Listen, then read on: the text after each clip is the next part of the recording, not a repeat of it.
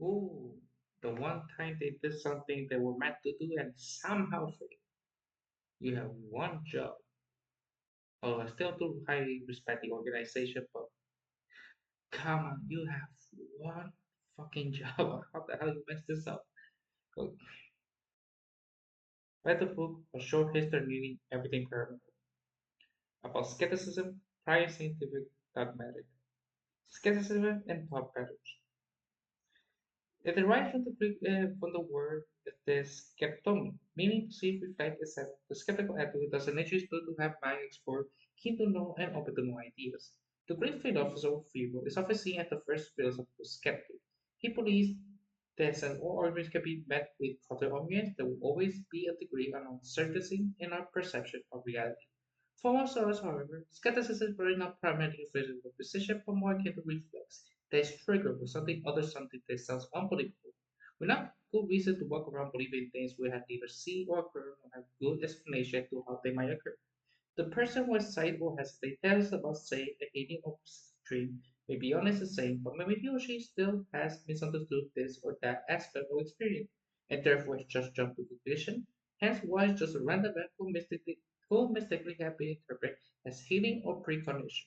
We know that such things may easily happen, therefore we are skeptical.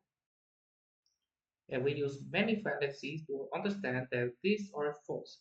For example, Carl Jung, with his concept of synchronicity, was such an opinion, believing that fear of the irrational is just so Western, that we all have well-developed capacity for logical thinking with sparse contact with the immensely complex and paradoxical depths of the soul. However, there is no doubt that the paranormal is an area heavy in speculation and lack of confirmed facts, where pitfalls and pratfalls of all kinds are common. So a healthy skepticism towards our own perception and conception is advisable. Common examples are like the Texas sharpshooter. Because imagine a cowboy, and this is the sharpshooter fallacy. For example, let's say if maybe he will immerse himself in the birth of chart of say Adolf Hitler, and with a blueprint for history in the back of his mind, find constellation in Hitler's horoscope revealing a character with penchant of excessive control, brutality, and paranoia. But the question obviously is, will our man have been able to say these things beforehand? If Hitler had been a baby today, it shall refrain from answering the question, but it seems obvious that the term precision to target Soviet problems in hindsight is great not only in shooting and stargazing, but divinization of all kinds. Again, we also have selective memory, pareidolia, apophagia, and other means that we have to be understandable. That's why we do scientific research based on deductive reasoning, meta-analysis, systematic review, experimentation, and important methodological naturalism and Freudian skepticism. Previously, we talked a bit about the basic skepticism. Most of us probably have and ought to have, but some do not stop there. Rather, see skepticism as a principal virtue in life. The body most strongly associated with this kind of skepticism, especially skepticism about the paranormal, is the Commedia Skeptical Inquiry. Since 2015, has been subdivided into the Center for Inquiry, a secular humanist organization, and better known for their book Prometheus books. As originally called, the Committee was a scientific investigation of claims of the paranormal, which is pronounced a bit like the quite descriptive psycho. Please then note, for the sake of simplicity, I will use only the mother short form CSI, or Comedian Skeptical Inquiry. Over the years, CSI has come to important scientists among their members, and eventually the committee, which originated in the United States, also many international branches of the organization. It is by far the largest scientific skeptic organization in the world. Several of the most prolific skeptics in the world today, the celebrity skeptic, can be found in ranks of the CSI. Early grades of the astrophysicist Carl Sagan and the biologist Stephen Jay Gould, and today we have, for instance, one to find only Richard Dawkins and also psychologist Richard Wiseman, Susan Blackmore, and Ray Heeman, who we became acquainted with a connection with the Stargate project, who by his own admission admit the phenomenon is real, although he doesn't personally believe that it's remote in particular, but he does acknowledge there is something going on.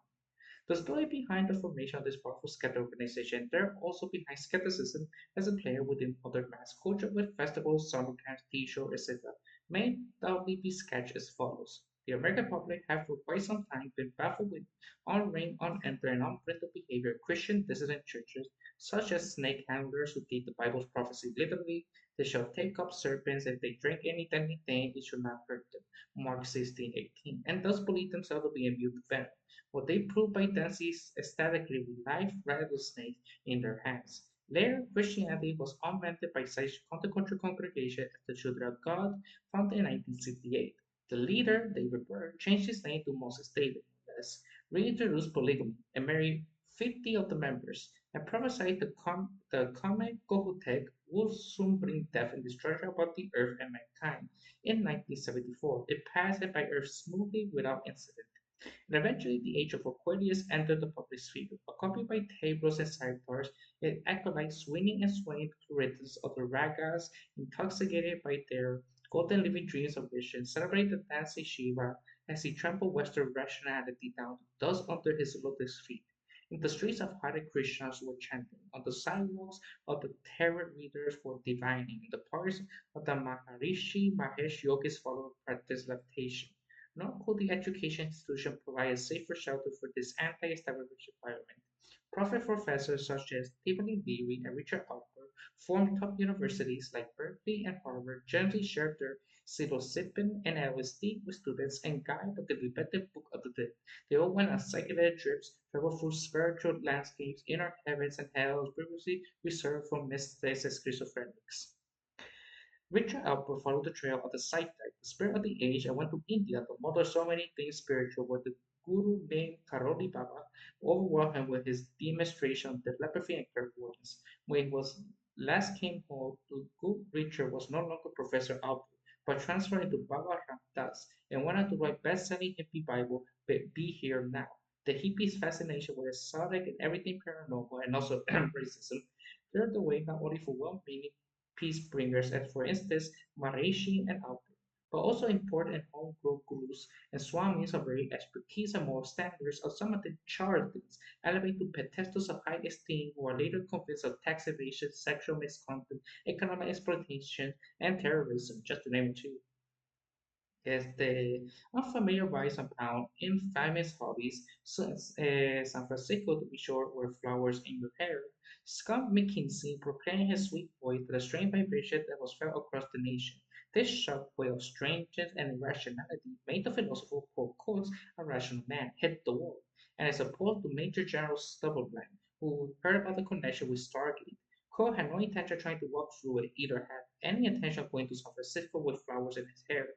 Coase felt perfectly fine in his New York office amid his book and his well-nodded Ethnecty, perfectly fine except as mentioned for this ever-increasing irrationality being preached and chanted all over about mystic crystals, revelation, the mind's true liberation, and other hairy stuff, and that one time about UFOs coming to Puerto Rico and so a guy's dick. That happened, by the way.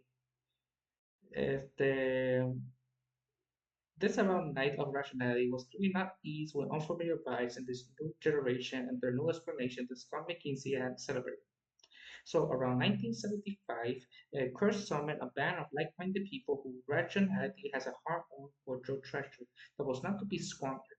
Thus, someone who had to be up to the task, that cast of cool and worship of the varieties of wisdomness, the flurry like strings of penance, over the many religious and alternative camps.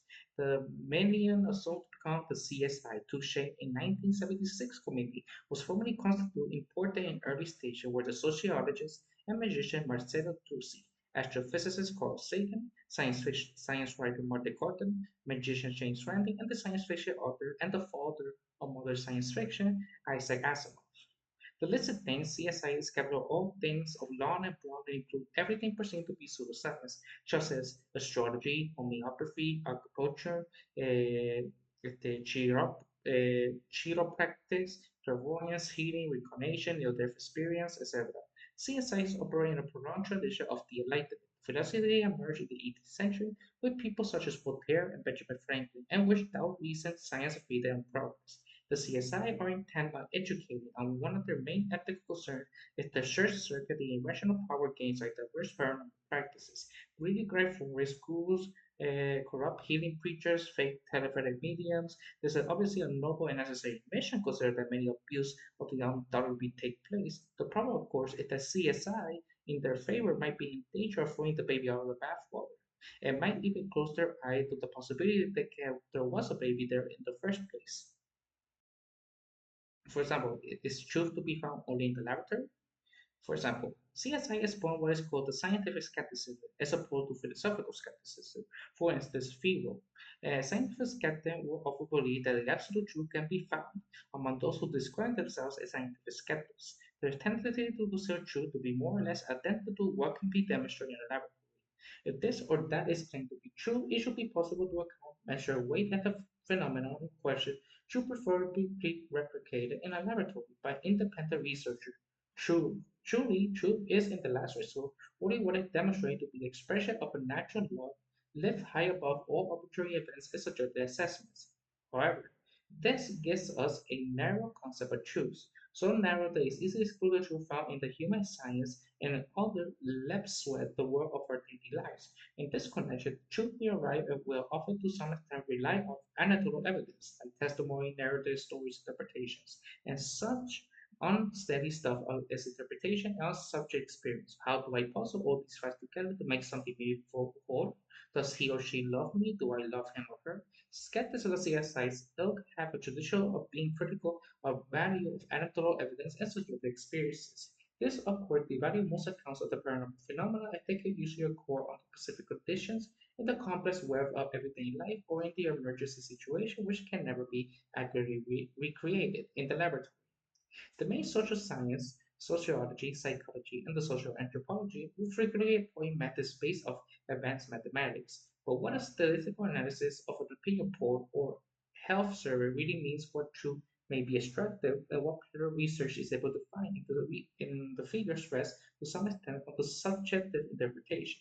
Jill may well be interpreted the research differentiating Jack, you simply cannot factor out subjective assessments. The same is evident in history. If a historian is to write about, say, the Battle of Waterloo, he or she will have to make a reconstruction, not a replication. Footage from the battle does exist, at least I'm aware of it.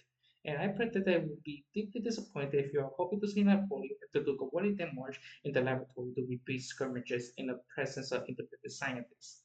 But the fact that the battle never will be replicated doesn't mean that it will take place. Even we may not like the uncertainty of it, anecdotal evidence and subjective interpretation hold a large place in finding truth in some branches of knowledge other than the exact sciences, the core disciplines of natural science like physics, chemistry, etc.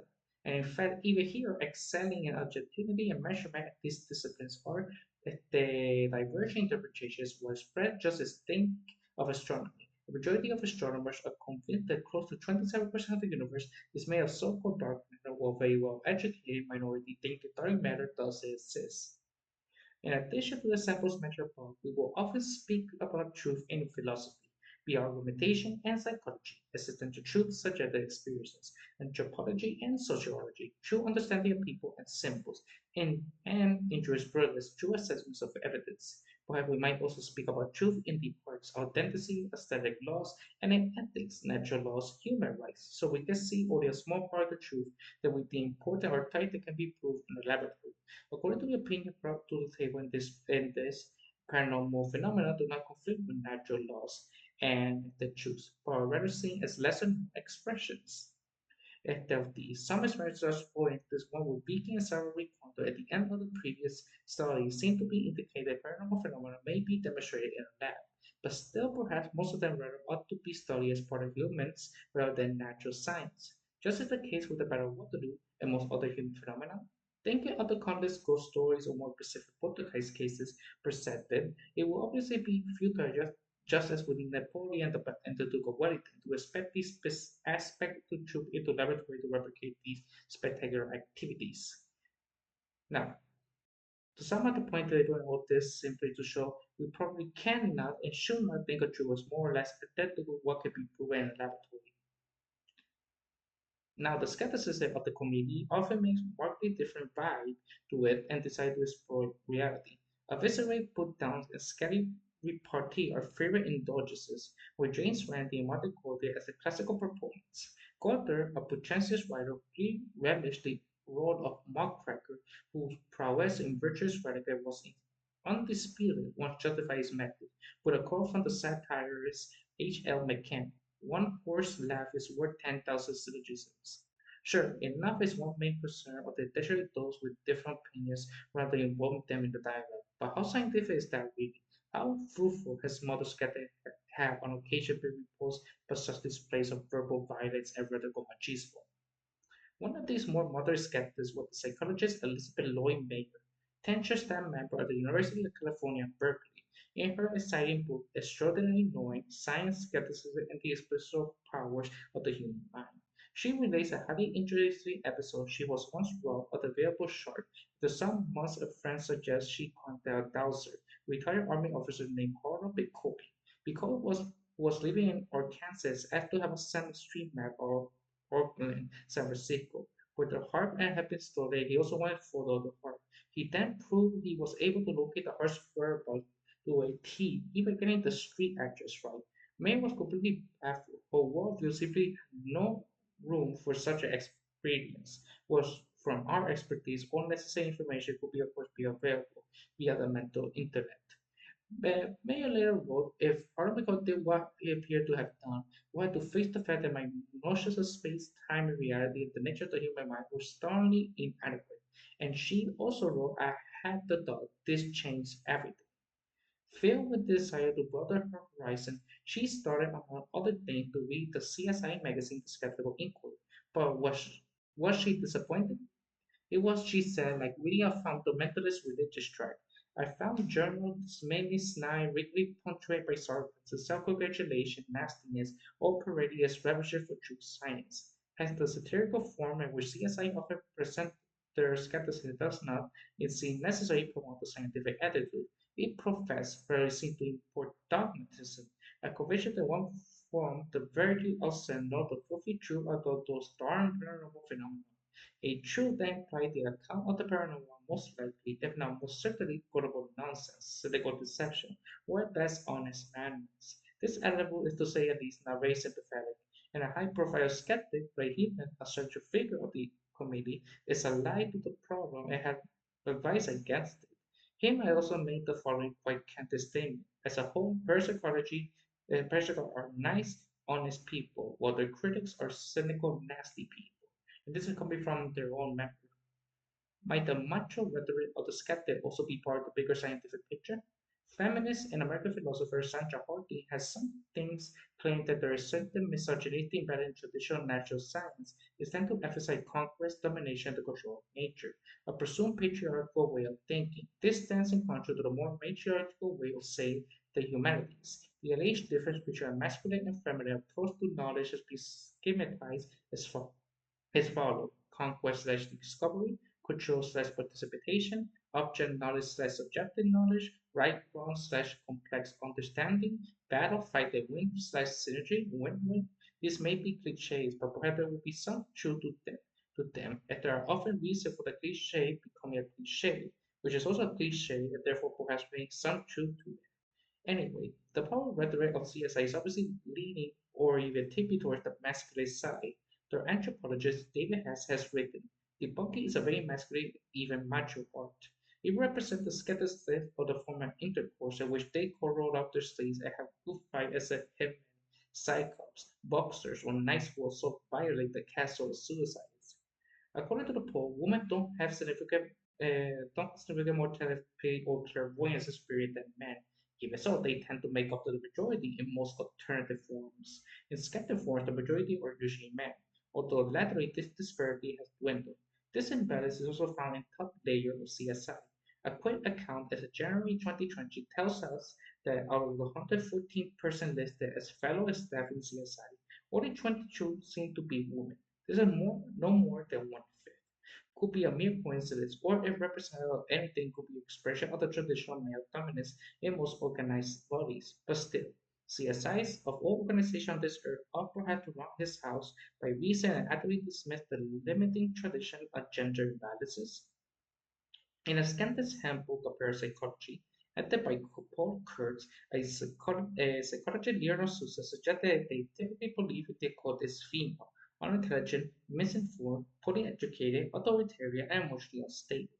And a content of invested. Neither woman nor occult is quickly and irrational creature as they are, standing a snowball chance in hell here. Could this chauvinistic foray be just a personal rant from Susan, an opinion different from CSI's true profile, but allowed by the editorial generosity of Coots? Or could it rather be an expression of CSI misogyny, a masculine arrogance toward the occult other? Well, this is obviously a big theme, so for now, let's just leave it right here, hanging on, perhaps levitating in midair. Marcel Chusli, the sociologist and co-founder of the committee, along with Good Initial, chair of the executive council of the CSI, has coined the term pseudo-skepticism. With this expression, he referred to the bogus skepticism, unsupported good name of skepticism, where one pretends to have an equally attitude, while in reality one's mind is hermetically closed against whatever main threaten one's already established truth. True skepticism, on the other hand, is characterized by curiosity, openness, and says all human knowledge is tentative and fallible, is also by certain humility. Chooses right, the true skeptic takes an agnostic position, one that says the claim is not proven or disproven. Choosing state the burden of proof is solely on those who claim the claims are proven, but whoever makes a claim, if a critic claims that a seeming side result was actually due to an artifact, the critic, according to Choosing, is making a claim and therefore also had to bear the body of proof. Now, recognizing this will make you a pseudo-skeptic, a dogmatist. Juicy has further stated that typical of pseudo-skeptic is the tendency to move the goalposts. They may, for instance, say if so is demonstrated, they will admit that the existence of this or that side phenomena is likely. But if so and so actually is demonstrated, the pseudo-skeptic will typically not change his or her opinion, but instead report such ploy as demanding another trial, another setup, and another research. Although Chusey had been one of the co-founders and founded his magazine, The Skeptical Inquirer, and that he led the organization the following year. The reason was that he wanted to admit side-positive members and thought that his journal, which Chusey was then editor, should print articles from researchers with such perception. A true scientific attitude demanded this balanced approach, he thought. However, the majority of the CSI has having none of it. As a consequence, Chusey led the organization, partly by choice and partly after a vote of no confidence. Chusey has stated that he believes many CSI members are not genuine skeptics, but rather pseudo-skeptics, dogmatists in disguise. Chusey also thought that the concept of skepticism itself has been appropriated by hardliners, not unlike how guilty terms like solidarity, freedom, protocol, etc. have been hijacked by extremists within political movements.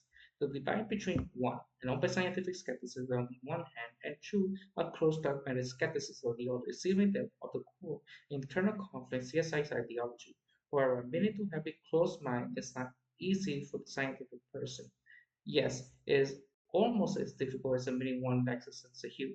The American philosopher Daniel Dennett, a prominent CSI member, seemed to have his humor intact. He was reportedly said that if paranormal phenomena should turn out to be real, he would commit suicide.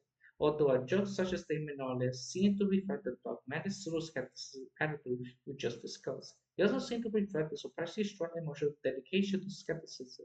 It's something amounts to an almost religious fervor. In light of the modern point in this book, it is suggests that paranormal phenomena belong to the natural properties of our consciousness. Just from this light is surprising. One gets the same feeling as watching a person shaking his or her fist angrily against the night sky, cursing in advance those meteorites which dare to show up, justifying the absurd act by suspicion that someone somewhere might use them as point of reference for questionable teachings. And the metaphor and the meteor metaphor is not only a metaphor. In 1772, members of the Committee of the French Academy of Sciences, when they assessed whether or not meteors came down from the sky, their ruling was that no, red hot stones do not come down from the sky. The notion of things coming from above was perceived to be reactionary superstition, a remnant for those dark, unenlightened times where people believe in divine intervention from heaven. The observation of these red hot stones actually were dropping down from above were explained either as visions or that stones have been ejected from volcanoes who have been spun out in the air by tornadoes who have been set upwards by lightning strikes, and for fear of being reactionary superstitions, and because of their great respect for the French Academy, many museums in Denmark, Germany, Austria, Switzerland, and Italy threw their valuable collections of meteorites on the garbage dump. Might the skeptics fear superstition lead rational people in our day to dispose of their valuable paranormal experiences for beyond being superstition?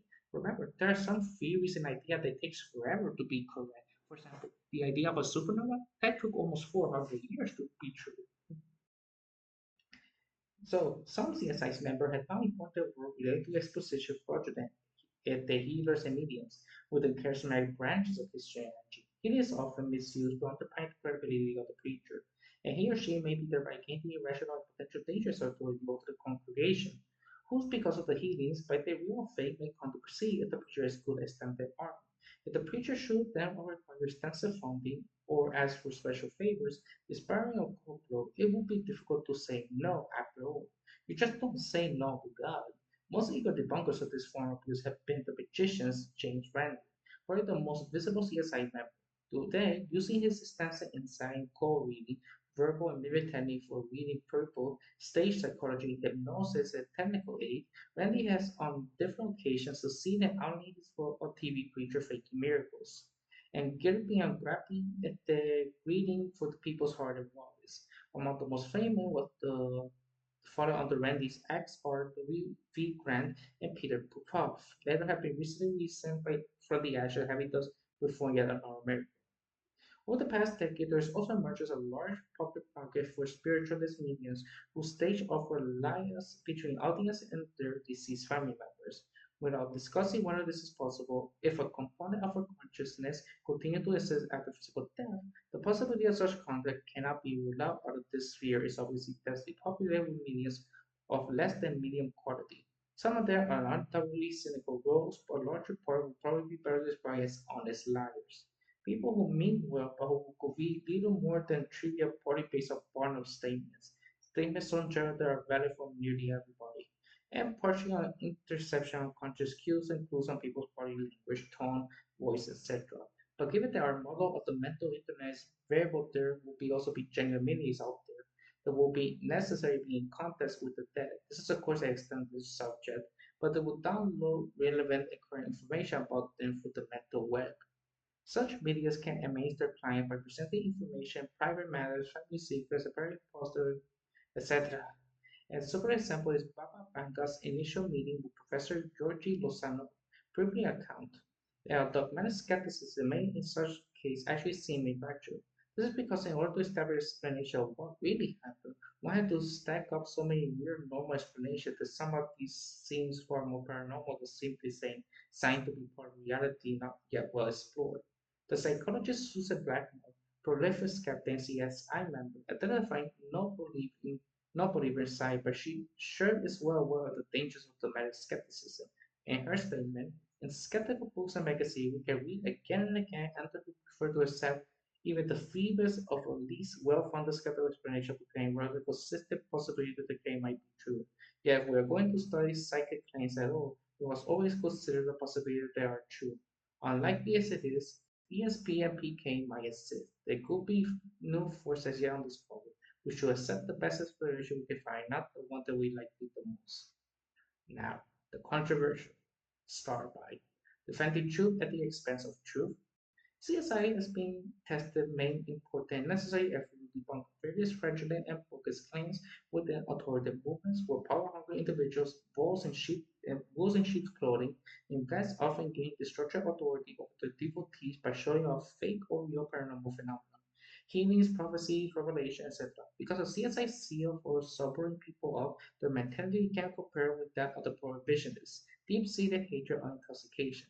All is work and all is weak. Both groups wield their whips on their respective objects of hate, hoping to have the abominations abolished altogether.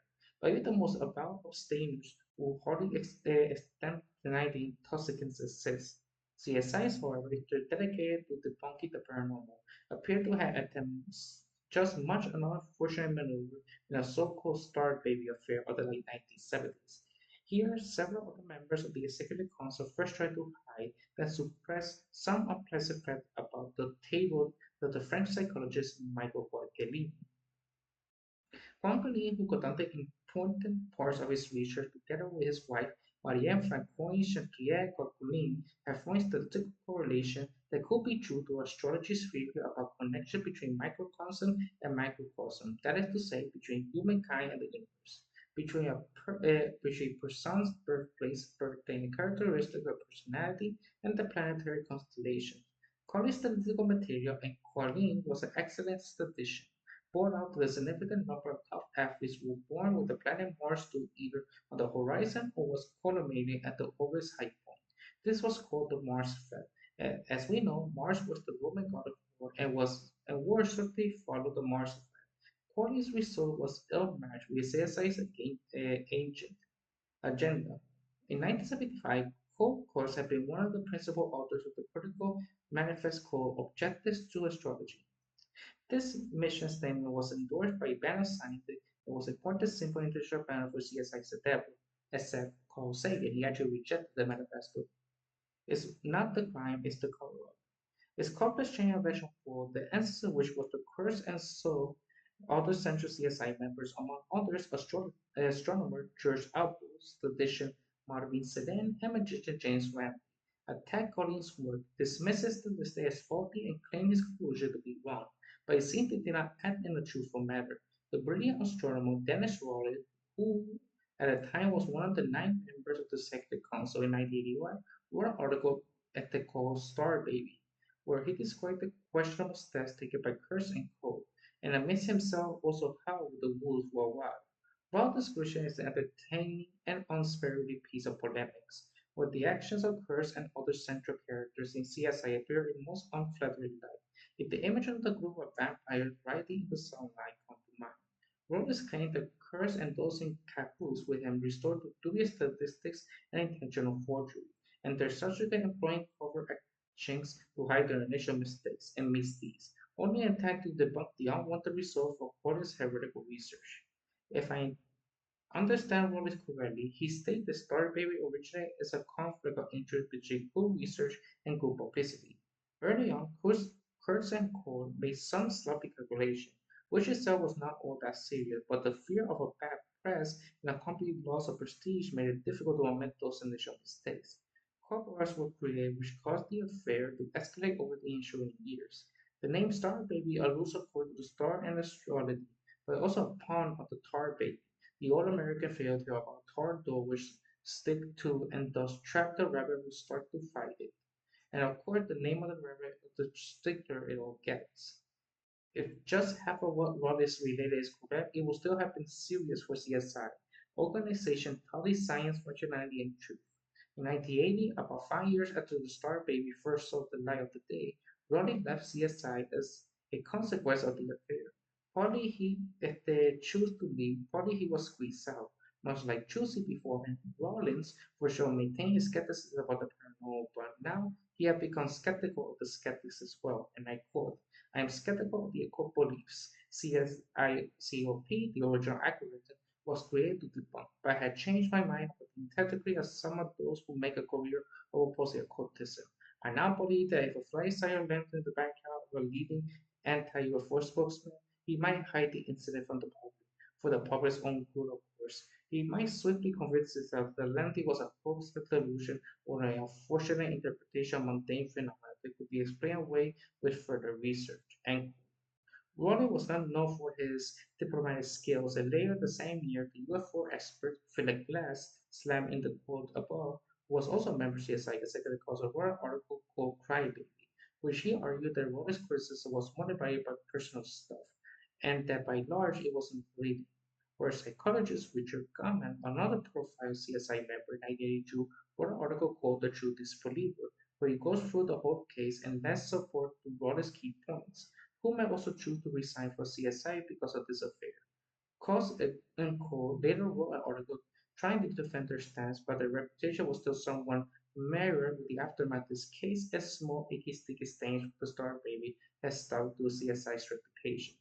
This case and how it was handled seemed to exemplify, in addition to the personal enemies that were suddenly being in the picture, what was above described as an internal schism of the CSI ideology, namely the conflict between open scientific skepticism on the one hand and the closed-minded dogmatism of the other.